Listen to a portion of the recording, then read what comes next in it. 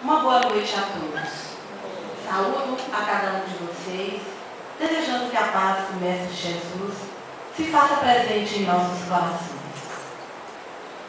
Inúmeras são as dificuldades que o grupo familiar tem enfrentado nos dias atuais, a ponto de ser desprestigiado por uma parte da sociedade, mesmo se reconhecendo a sua importância e valor enquanto instituição social.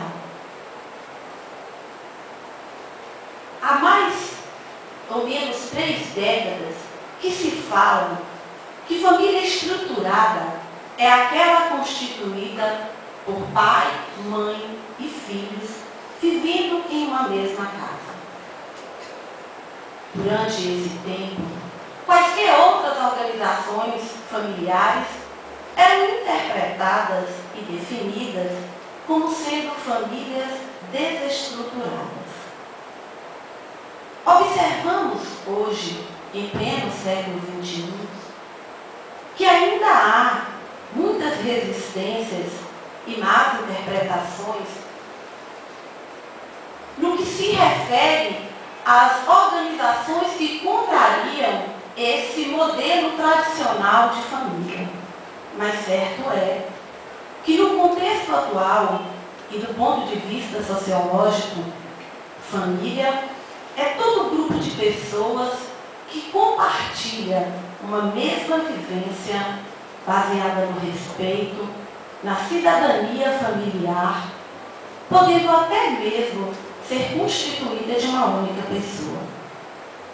Embora em nossos dias os núcleos familiares se formem e se dissolvem com certa rapidez, a aproximação e o estabelecimento de vínculos mais profundos entre os indivíduos não ocorrem por obra do acaso.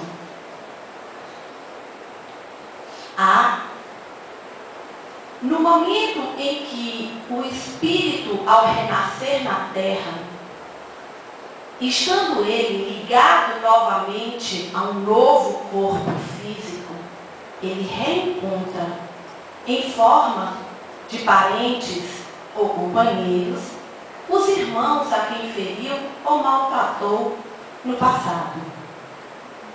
Sabemos ainda que em meio às idas e vindas ao mundo material e espiritual, nos comprometemos em relacionamentos com outros espíritos que nos fazem necessitados de novas oportunidades junto a eles para refazermos essas relações, para repararmos faltas que certamente cometemos. Sendo assim, é no círculo familiar que se reencontram aqueles que em existências anteriores se comprometeram e que agora, no seio de uma família atual, estagiam em busca de reajuste, do reequilíbrio ou ainda do fortalecimento de laços afetivos já existentes. Nessa perspectiva, a família pode ser definida como sendo um espaço vivo de convivência onde se manifestam os compromissos, as inimizades, os amores mal resolvidos, como também os afetos do passado que se reencontram no presente. Sob este olhar, Joana de Ângeles, no livro SOS Família, ela define a família como sendo, antes de tudo, um laboratório de experiências reparadoras, onde a felicidade e a dor se alternam. E fundamentando-nos nessa compreensão espírita, esclarece-nos Kardec, no capítulo 14 do Evangelho segundo o Espiritismo, de que existem 2 espécies de família. As famílias constituídas por laços consanguíneos e as famílias constituídas por laços espirituais. A famílias por laços consanguíneos são definidas como reuniões de almas em processo de evolução, de reajuste, de aperfeiçoamento, caracterizando-se frágeis como a matéria e que quase sempre se dissolvem, se desmancham moralmente ainda na vida atual. As famílias por laços espirituais, elas são constituídas por constelações de inteligências, cujos membros se encontram na terra e nos céus. São duradouras e se perpetuam no mundo dos espíritos. Desta forma, como espíritas, precisamos compreender que além dos laços de sangue que unem as famílias, que unem as pessoas em uma família, também existem os laços espirituais que persistem após a vida física. É dentro dessa lógica que os seres se agrupam nessa ou naquela família. É nessa perspectiva que podemos explicar e entender a questão do filho problema, conhecido como a ovelha negra, pois somos unidos por laços de afinidades ou de compromissos que têm suas origens em relações anteriores e que se traduzem em afeições ou antagonismos já na vida terrena. Nas várias existências terrestres e que tivemos como espíritos imortais que somos, convivemos com muitas famílias, com muitas pessoas, como casais, como pais, como irmãos, como amigos. Algumas dessas relações nos foram simpáticas, outras desagradáveis ou dolorosas e outras mais indiferentes. Sendo assim, a nossa família atual, ela pode ou não fazer parte da nossa família espiritual, que é constituída por todas as pessoas com as quais convivemos e estabelecemos laços agradáveis de afeição. A família espiritual, ela é constituída por espíritos que mantêm os laços antes, durante e após as reencarnações, mesmo estando estes espíritos em planos diferentes. A família consanguínea, ela é uma excelente oportunidade para ampliarmos a nossa família espiritual. Ao cumprirmos bem o nosso papel, a nossa missão a cada reencarnação, conquistando espíritos antes nossos inimigos, transformando relações de antagonismo em relações de amizade, com certeza estaremos ampliando a nossa família espiritual. E mais do que isso, estaremos atendendo às orientações do Mestre Jesus no que se refere à necessidade de acertarmos as nossas contas com os nossos irmãos enquanto ainda estamos a caminho com eles. Há uma história dessas que circulam nas redes sociais e que achei interessante para ilustrar esse nosso tema, mas especificamente pela questão de como ampliar a nossa família espiritual a partir da conquista e do fortalecimento dos laços afetivos com os membros da nossa família consanguínea. Certa vez, um jovem foi indagado pelo seu futuro sogro sobre qual era a ideia, a concepção de família que ele gostaria de construir para si.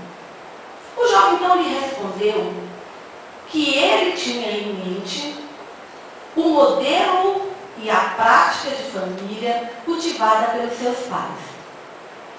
O futuro sogro pediu a ele que relatasse um fato, uma situação que ele vivenciou junto à sua família, para que ele pudesse ter uma ideia. Afinal de contas, a sua filha viveria futuramente com aquele rapaz.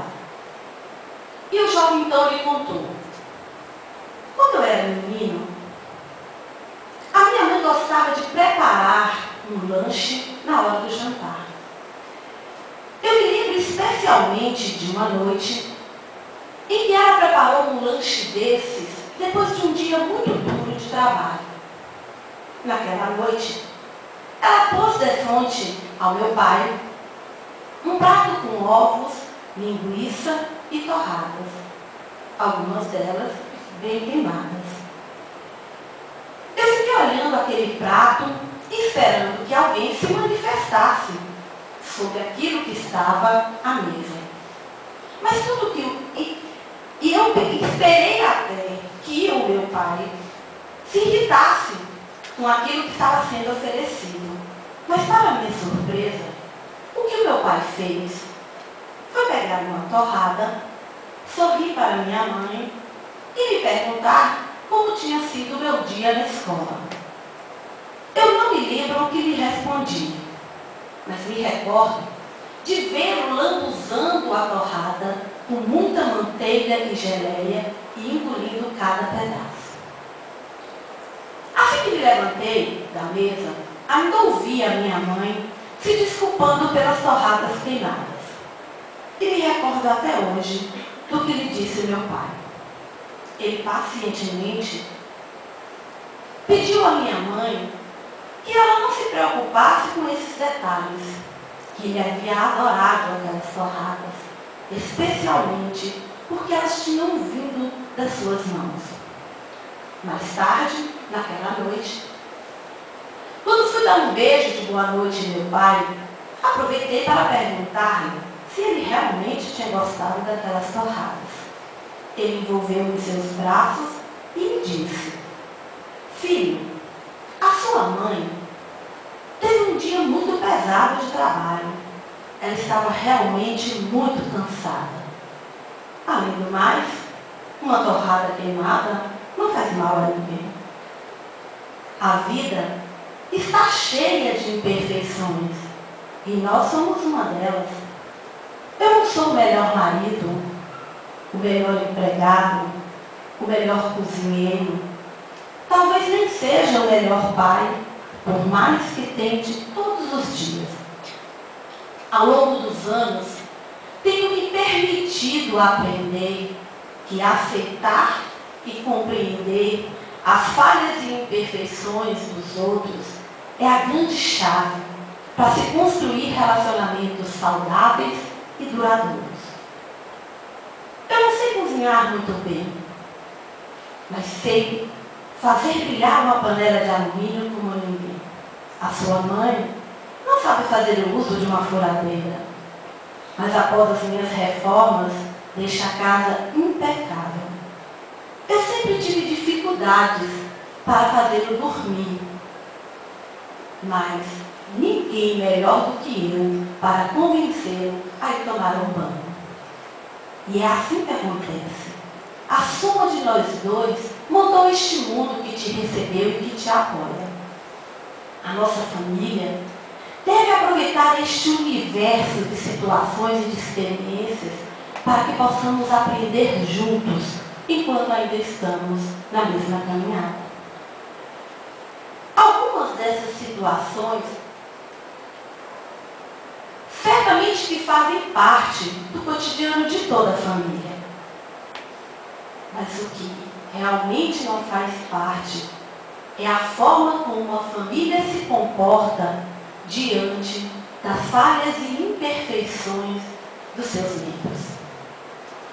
Pela convivência em nossa família e conhecendo tantos outros contextos familiares, observamos que muitas pessoas resistem não se colocam à disposição, ou não se colocam de boa vontade para reequilibrar ou equilibrar as suas relações e o seu ambiente de convivência. E sendo assim, como bem nos alertou Emmanuel por meio da psicografia de Chico Xavier, como seremos benfeitores de 100.000 pessoas se ainda não aprendemos a servir 5 ou 10 criaturas que conosco convivem? Vale ainda ressaltar que, da mesma forma que aconteceu na história, em toda família, também existe alguém que vem para o apoio e crescimento da família. Da mesma forma que existe aquele de natureza mais difícil, é mais resistente, é mais intransigente, que perde a cabeça com facilidade, aquele que está constantemente exigindo da família uma maior atenção, um olhar mais cuidadoso. É a lógica da vida sinalizando-nos para o exercício da paciência e do perdão no seio familiar. Uma vez que a nossa ignorância ainda não nos permite perceber que a natureza tudo registra e tudo cobra. A família é um espaço de convivência onde o irmão difícil de hoje provavelmente é um desafeto do passado, reclamando o ajuste dos nossos débitos. Quantos companheiros e companheiras traídos e abandonados no passado estão hoje reencarnados como filhos problemas? A doutrina espírita, ela oferece-nos argumentos muito coerentes para uma reflexão das relações familiares, porque ela analisa problemas e situações dentro de uma relação causa e efeito à luz da reencarnação. Assim, se um membro da nossa família tem dificuldades em nos aceitar, em nos entender, em nos amar, provavelmente essas dificuldades foram criadas por nós mesmos em relacionamentos anteriores. Kardec, na questão 389 do Livro dos Espíritos, ele pergunta à espiritualidade de onde se origina a repulsa instintiva, a aversão que experimentamos por algumas pessoas. E a espiritualidade sabiamente lhe respondeu se tratar de espíritos antipáticos que se reencontram, se reconhecem, sem se falarem, sem se identificarem. No cenário, nesse cenário de antipatias, o seu ponto de encontro, que exige um toque mágico do entendimento e do amor, é exatamente a família consanguínea, célula de um organismo muito maior que é a família espiritual. Em muitos conflitos familiares, e olhe lá se nós não já fizemos dessas, é comum crianças, jovens e adultos, no auge das suas insatisfações, dos seus conflitos, da sua rebeldia, gritarem aos 4 cantos que não pediram para nascer. Como estudiosos da doutrina espírita, sabemos que pedimos sim. Às vezes até pedimos e muito, imploramos. Ou, no mínimo, fomos aconselhados, orientados por mentores espirituais para voltarmos, para reencarnarmos, buscando um maior aprimoramento espiritual. As famílias, elas são montadas aqui na Terra mediante um planejamento reencarnatório que obedece à lei de justiça divina. Essa justiça, ela irá atuar de acordo com a evolução de cada um. E não foge à regra o planejamento reencarnatório dos filhos adotivos, que é tão rigoroso quanto a de um filho natural, exigindo dos seus pais e familiares um alto grau de desprendimento, uma maior aceitação das suas limitações e condições apresentadas, revelando-se um convite explícito ao reajuste, sendo este, por sinal, o objetivo maior na formação de um grupo familiar que busca o crescimento interior de todos os envolvidos.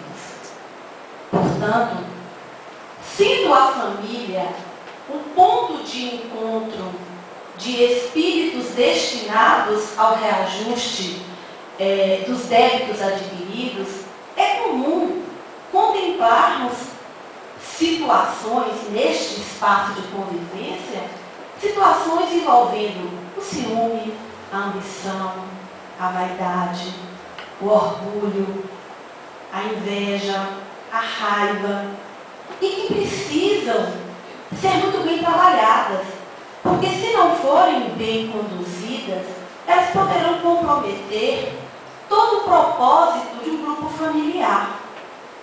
Portanto, todos os membros de uma família precisam estar atentos e despertos, sendo exercitados e conscientizados dia após dia sobre a finalidade maior da família, que é o de desenvolver o amor.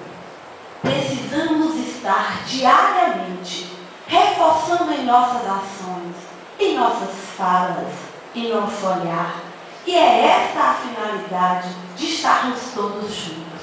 Estamos ali para aprender e desenvolver o amor. E para isso, estejamos firmes no combate a qualquer ação e qualquer iniciativa que nos distancie dessa tarefa. Fundamentado no site Momento Espírita, há uma pequena história que nos permite uma breve reflexão. Conta-se que num quarto modesto, um paciente necessitava de muito silêncio, mas só que a porta do seu quarto, já muito velha, rangia nas dobradiças a cada vez que alguém entrava, a abria ou a fechava. Pelo estado em que se encontrava o doente, o momento realmente exigia muita quietude. Portanto, não era oportuno providenciar uma reparação mais adequada da porta. E aí, com a passagem do médico, a porta rangia.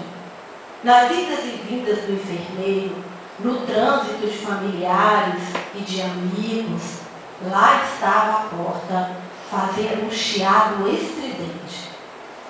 Toda essa situação estava provocando uma grande guerra de nervos, tanto para o doente, para o enfermo, quanto para os familiares e amigos que estavam ali prestando assistência e carinho.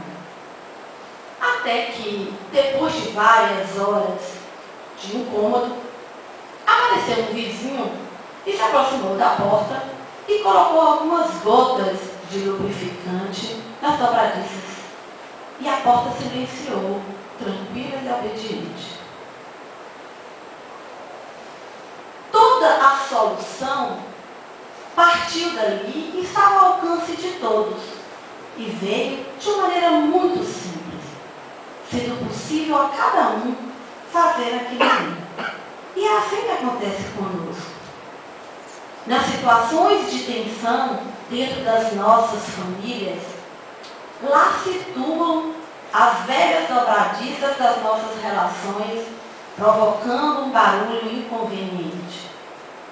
São problemas complexos, antigos, que nos deixam inquietos, que nos incentivam a gerar conflitos, implicâncias, provocações, muitas vezes são manifestações das nossas tendências, das nossas inclinações, de compromissos que não estamos dando conta de assumir ou ainda não nos despertamos para tal, mas que exigem de nós cautela e uma tomada de decisão, de análise sobre o que este problema pode representar na nossa vida e na vida das outras pessoas. Nessas situações, não fiquemos esperando que alguém venha de fora para acalmar os ânimos, como fez o vizinho ao colocar o óleo nas dobradiças. Utilizemos nós do recurso infalível de algumas gotas de compreensão e tudo mudará. Gotas de perdão, por exemplo, acabam de imediato com os chiados das discussões mais calorosas. Gotas de paciência, no momento oportuno, podem evitar grandes dissabores, grandes problemas. Pouquíssimas gotas de carinho podem penetrar nas barreiras mais sólidas, produzindo efeitos duradouros e sublimes. E que belo é com algumas gotas de amor que mães dedicadas abrem portas emperradas de coraçõezinhos confiados a ela. São as gotas do puro afeto que tocam as almas, muitas vezes ressecadas de velhos casais, estimulando-os, animando-os na manutenção de uma convivência mais saudável e duradoura.